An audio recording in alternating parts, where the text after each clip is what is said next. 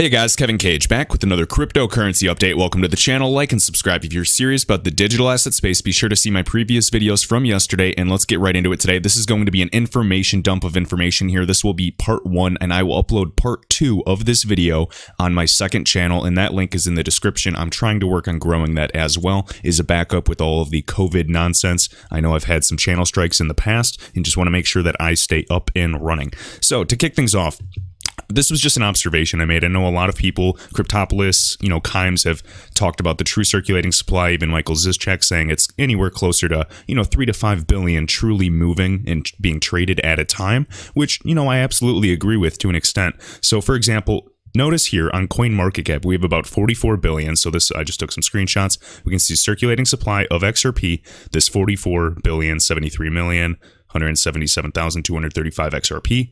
All right. And now that's what's circulating. Keep in mind, this is not talking about the 50 billion or so in escrow. And now right here, XRP owned by the top 100 accounts, and this is off of Ledger Exposed, of course, on the XRP Rich List stats, owned by the top 100 accounts alone is 35.7 billion. So what we do is take this 44 billion minus this 35.7 billion, okay? And again, we come out to the number of roughly 8.3 billion left circulating. Now, a funny analysis, just observation I made, was that the circulating supply of, this number here is actually the same as the coin market cap of XRP. So that's a pretty funny coincidence, as we can see here. Maybe not the exact same, but it's relatively close. We can see down here 8.299, so 8.3 billion as well. I found that to be really interesting. I want to hear your guys' thoughts down below. I am not, going to speculate with anything in terms of price with that. I just wanted to share that it was a funny coincidence.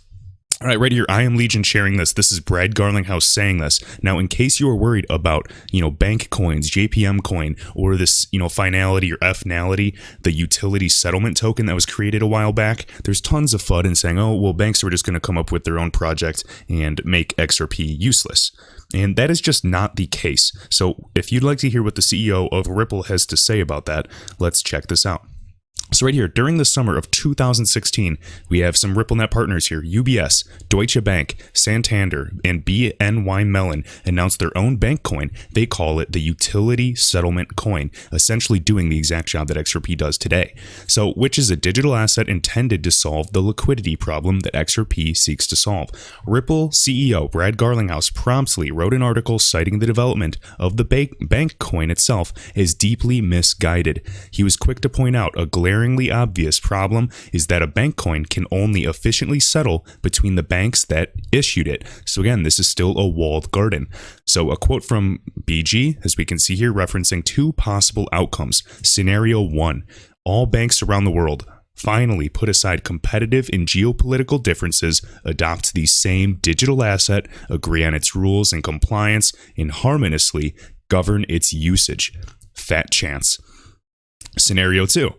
The more likely scenario, banks not in the issuing group issue their own digital assets with their own set of rules and governance. So again, it's very, very unlikely that they're going to create their own competitor. Again, we are already nearly 10 years ahead of the situation. In scenario 2, which is occurring right now today, is banks not in the issuing group are issuing their own native walled garden digital currency, such as JPM coin, which is an intra-bank settlements, essentially between their network of banks. So for example, if UBS, Deutsche Bank, Santander, and BNY Mellon had their own utility coin, there's going to be another group or another, bank that might be competitors of those groups, and they might join with another group of, 4 banks and say, hey, we're going to create this utility settlement coin for our intra-network and settlements. And what's going to happen is they're not going to want to use each other's coins. So whether it is, fiat and, on paper today, or we go to digital, we still have the same issue of various walled gardens in separate groups. And that is not the point of leveling the playing field, all right? These are still walled gardens. There's no interoperability, there's no communication, and it's not open whatsoever. We need to break down the walls, and this goes way beyond banking. Blockchain is only one part that is really going to disrupt the banking technology. There's so much more to this space. So I just wanted to emphasize that. It's very, very unlikely that banks around the world are going to do all of this, set aside all of their competitive geopolitical differences, at the same time agree on its rules all together and just have one standard across. No, It's much more likely that XRP, being an open source protocol, would be best designed to handle this issue. Is the road going to be easy to get to that point? Absolutely not, but they've been making unbelievable progress on the way. Look at Interledger, who the companies are behind them. Ripple, if you haven't seen the video I just did on that, please check it out. You can see Hyperledger that is building on ILP. You can see all of the connections gifted to the W3C, everything. I've learned so much, and honestly, I think it is simply a matter of time. So thank you, I Am Legion, for sharing this as well. I saw it circling a while back, but again, always like to see that. All right, next up, shared by Reuters. So World Bank sees huge willingness to suspend debt payments for the poorest countries. Now, this is the World Bank Group. I've also been seeing talks of actual, debt forgiveness on a sovereign level for the top 25 poorest nations. If this occurs, whether it's, suspending it for 6 months or altogether, the medium-sized countries will complain. Then maybe some of them will get it, and then the larger countries will complain, and some of them will get it. And eventually it could be some weird scenario where all the countries, somehow their debt is forgiven. And I don't know, it's very possible. I know many people are probably typing a comment right now saying, nope, you're an idiot, but we'll just simply have to wait and see. I mean, I'm following what the IMF and, of course, the current IMF the actual director, Kristalina Georgieva, is even talking about it as well. Immediate debt service relief to 25 of the poorest nations for the next 6 months. Now, this was actually posted yesterday, but just watch how this really gets moving. It's almost like they're kind of setting the narrative, and let's see how quickly this escalates. Right? Remember, Federal Reserve essentially owns the world at this point. It is private. For those of you that do not know, I'm assuming 99% of you watching this video are well aware of that. And I mean, they really are the lender of the last resort. They are one of the most powerful entities in the world.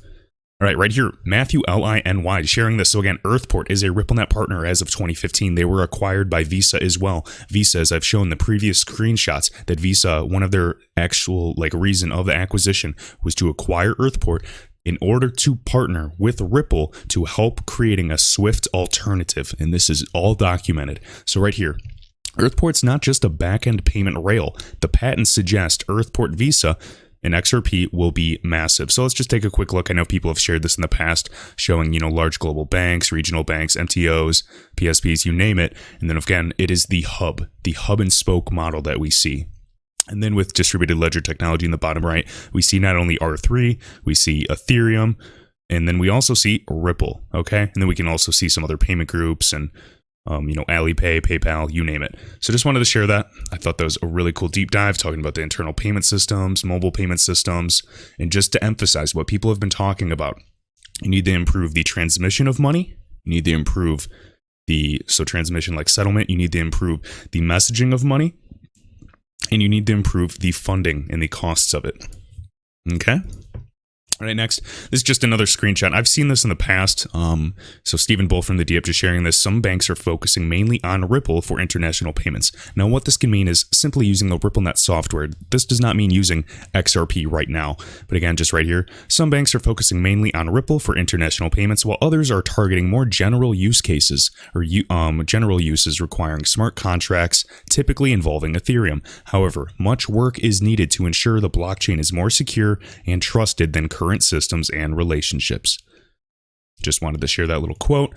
Right here, Arturo Portilla. So again, this was the former manager of one of the biggest pages on Twitter for XRP Center, and he's just sharing this. So Ripple's hiring a senior technical program manager that will be responsible for on-time delivery of development for multiple products. RippleNet Home, again, kind of the gateway. Imagine like the Facebook for banks, being able to negotiate and trade and get, rates. Who knows how deep this could really go. And then on-demand liquidity specifically for XRP.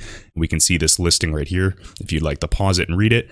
Again, just saying this verbatim, what I just said, senior technical program manager at Ripple and San Francisco. And then to go hand in hand with that, I know we've seen a lot of blockchain jobs taking place with integrations with, Interledger protocol, specifically saying RippleNet.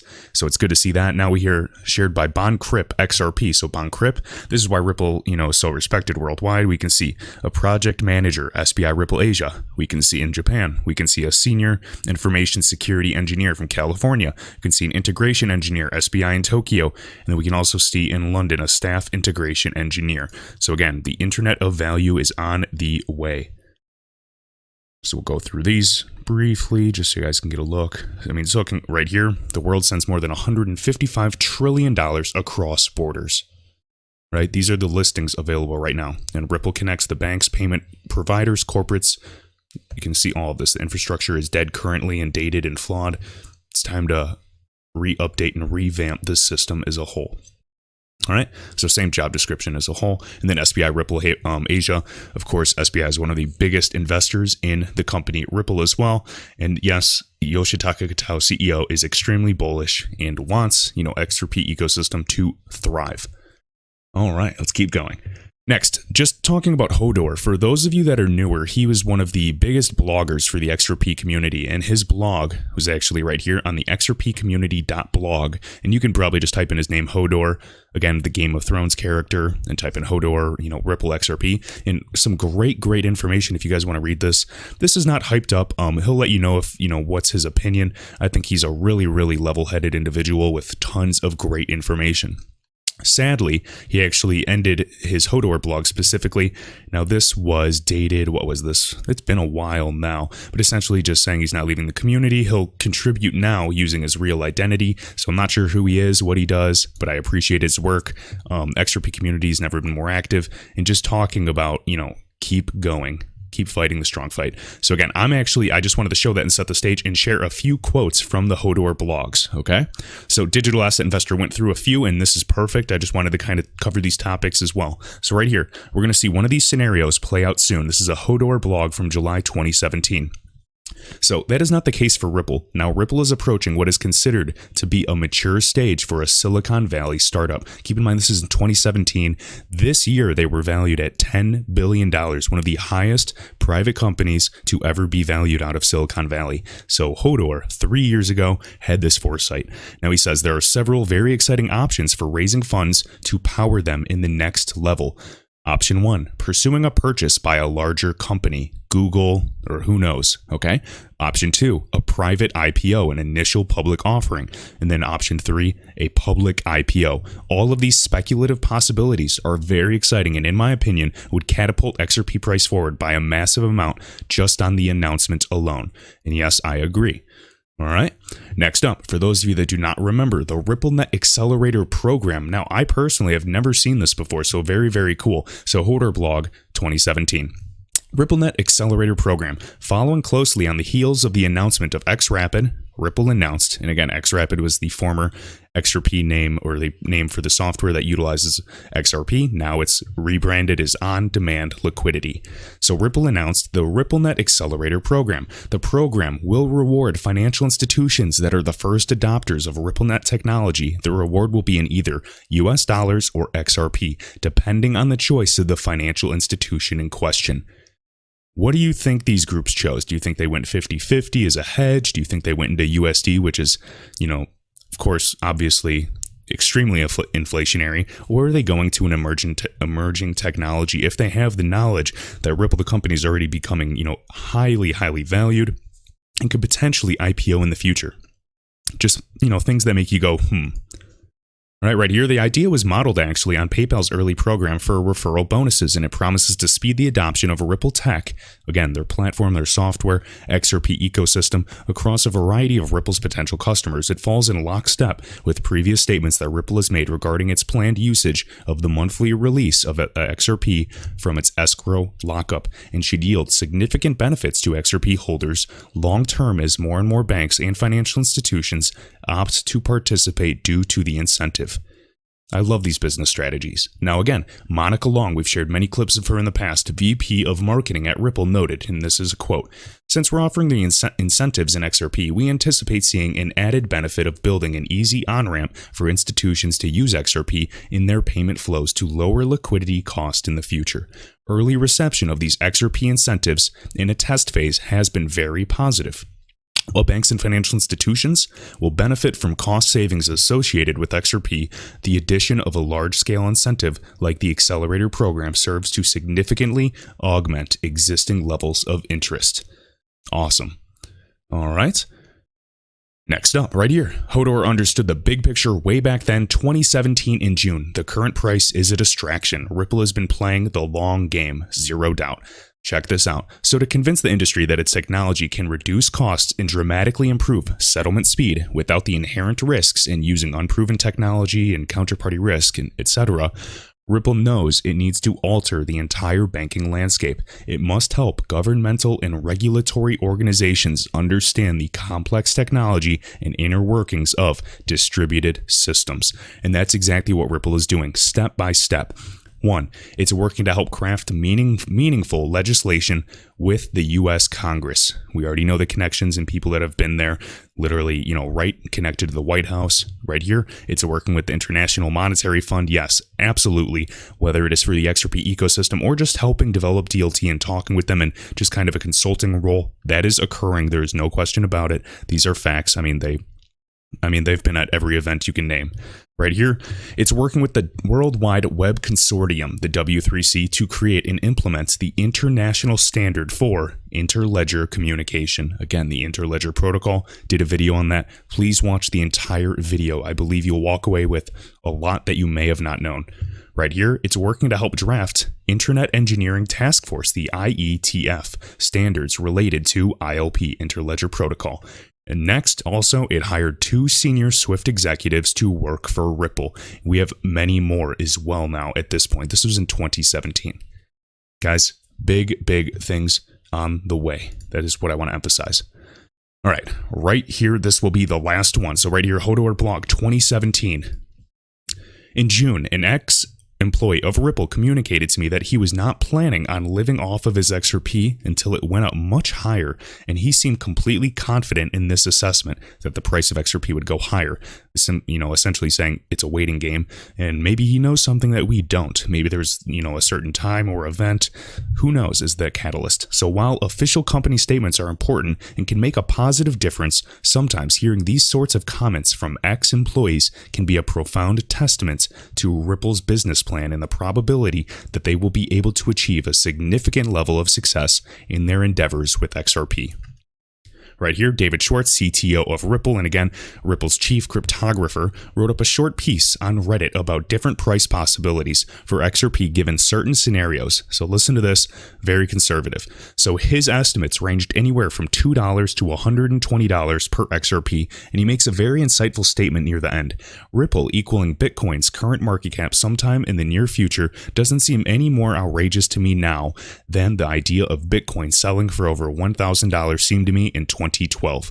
So, Hodor goes on to say, the market may look back on this statement as a very prescient estimate of where XRP's trajectory may lie. As XRP is adopted for actual production usage by more and more banks, the current market capitalization of Bitcoin may be just a footnote in its path to exceeding all of these predictions, these price predictions. Now, what I want to emphasize is in David Schwartz's original analysis, he talked about multiplier effects, and he specifically talked about dominating the cross-border payment space. He neglected and did not talk, as he is talking about today, with collateralizing tokens, building, projects and, actual tokens on the XRP ledger, potentially issuing IOUs and collateralizing them that way, going into DeFi, decentralized finance, and building these derivative products.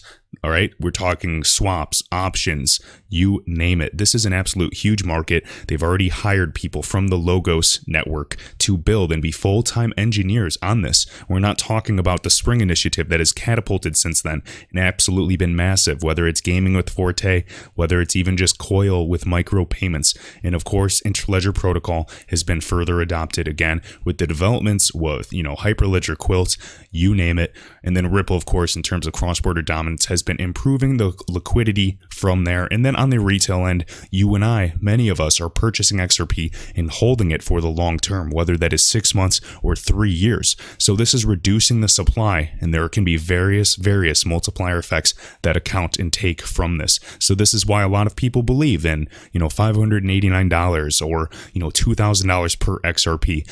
I'm just saying I'm not going to give a price prediction, and I'm sure as hell not going to give a price limitation, because limiting the price is just like a prediction. I'm saying I don't know, but I'm betting it is worth a lot more than what it is now and way more than what all-time highs were as well.